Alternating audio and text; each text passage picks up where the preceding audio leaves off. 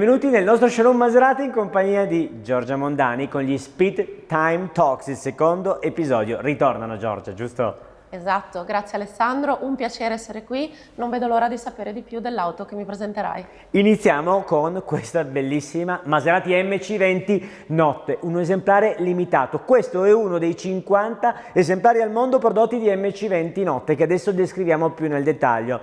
La prima Maserati limitata del programma Fuori Serie. Andiamo nel dettaglio a scoprire la vettura. I dettagli della Nero Notte sono essenzialmente estetici perché il motore è sempre lui, lo straordinario V6 Nettuno da 630 cavalli che ho provato anche in pista con la V di 90 gradi, così come il telaio di derivazione Dallara e poi dal punto di vista estetico le straordinarie portiere Butterfly alla di farfalla. Arriviamo però ai dettagli della vettura. Il colore, il nero senza opaco, davvero strepitoso. Nero e oro sono i giochi di colore di questa vettura.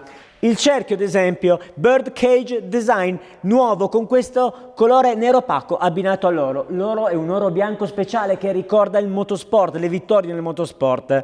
Pinza dei freni nera e poi il carboceramico.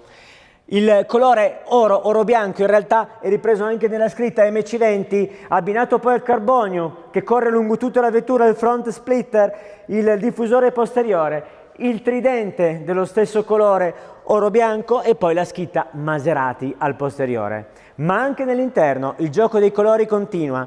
Intanto la scritta una di 50 per ricordare i 50 esemplari dietro i sedili e poi il gioco dell'alcantara abbinata alla pelle, abbinata a carbonio e poi lo stitching, le impunture bellissime in questo giallo che ricorda di nuovo l'oro. E adesso Giorgia, che orologio abbiniamo a una delle 50 esemplari al mondo di questa MC20 rarissima?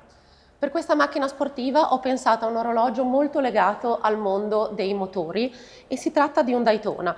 Nello specifico il Rolex Daytona in platino, referenza 126-506, un orologio molto importante, segna un po' la storia perché è il primo orologio con il fondello trasparente in vetro zaffiro che fa risaltare le decorazioni sul movimento ed è la prima volta nella linea Oyster Perpetual.